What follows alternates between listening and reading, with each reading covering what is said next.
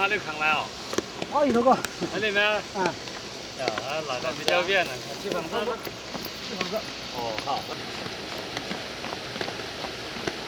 咁大支杉木都係咁啊，2個人、3個人就可以抬到啦。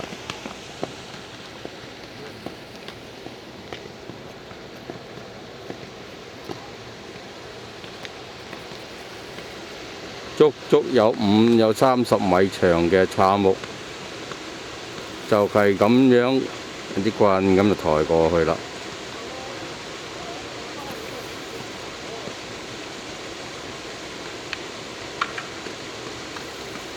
你睇佢哋步步為營。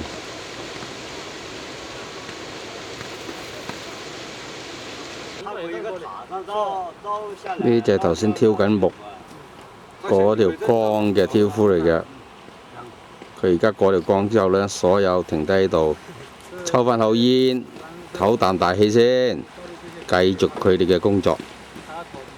但我哋睇緊呢，頭先挑夫挑緊呢條杉上嚟呢，係超過50米嘅，但係佢哋休息嘅時間呢，佢只要用2條咁細條嘅木條呢，就可以將呢條木方呢支撐住，